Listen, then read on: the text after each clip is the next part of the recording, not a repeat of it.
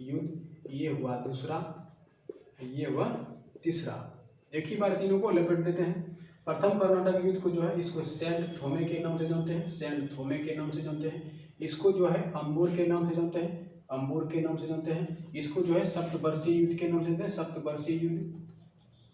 ठीक है, तो यदि ये पूछे कि प्रथम कर्नाटक युद्ध को किस नाम से जानते थे, सेंट थोमे के नाम से जानते थे।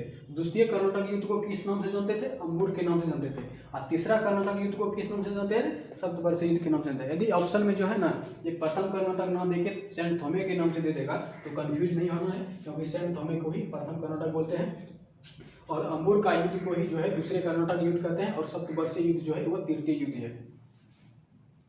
हम जो पढ़ेंगे आखिर ये युद्ध कब हुआ था उसके बारे में पढ़ेंगे। तो प्रथम कर्नाटक जो युद्ध हुआ था 1746 से लेकर 68 तक चला था, नहीं सॉरी 48 तक चला था। ये अंबुर का युद्ध जो है 1756 से लेके 1749 से लेके 54 तक चला था। उसके बाद जो है ये सप्तवर्षीय युद्ध जो चला था 1756 से लेके 63 तक चला था, यानी 7 साल तक ये युद्ध चला था। ये चला था 2 साल तक, ये चला था 6 ये 5 साल तक चला, ये 7 साल चला। 2 साल 5 साल 7 साल। अब जो पढ़ना आखिर प्रथम कर्नाटक युद्ध कब हुआ ये तो पढ़ ही लिए, इसको क्या क्या बोलते हैं। अब जो पढ़ना है कि आखिर प्रथम कर्नाटक युद्ध क्यों हुआ था।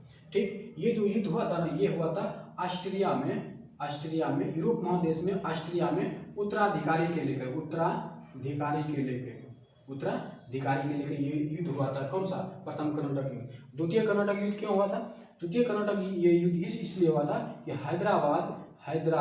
हैदराबाद का निजाम और कर्नाटक का नवाब। तो हैदराबाद का निजाम चाह रहा था ना कि ये जो चाह रहा था, अंग्रेज चाह रहा था कि हैदराबाद का निजाम शासक बनेगा और कर्नाटक वाला चाह रहा था ना यहाँ का नवाब शासक बनेगा। तो इसी के वजह से हैदराबाद का निजाम और कर्नाटक के नवाब के बीच जो झगड़ा जो हुआ था वो जो युद्ध हुआ था वो हुआ था दूसरे कर्नाटक युद्ध। तीसरे कर्नाटक युद्ध इसलिए हुआ था क्योंकि वहाँ जो है यूरोप में युद्ध चल रहा था। तो यूरोप में युद्ध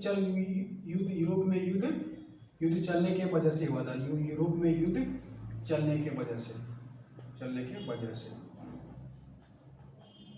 अब तो समझ में आ ही गया आखिर प्रथम कर्नाटक युद्ध सेंट थोमे के नाम से जानते हैं, दूसरा को अंबुर और तीसरा को सप्तवर्षीय युद्ध। पहला हुआ था 1746 से 48 और दूसरा हुआ था 1749 से लेकर 54 और तीसरा हुआ था 1756 से 63। पहला जो है इसमें जो है ऑस्ट्रिया में उत्तराधिकारी के कारण से युद्ध हुआ था। इसमें हैदराबाद के निजाम और कर्नाटक के नवाब के बीच युद्ध हुआ था, जिस वजह से दोनों में भिड़ गया था। ये जो है यूरोप महादेश में युद्ध चल रहा था। इसका जो प्रथम कर्नाटक युद्ध का जो तत्कालीन कारण पूछता है कि जो है पर जो कि अंग्रेज का जो जहाज था ना वो पुर्तगाली लोग लूट लिया था। तो अंग्रेज का जो तत्कालीन कारण पूछे तो वो जो है अंग्रेज का जहाज लूट लिया था।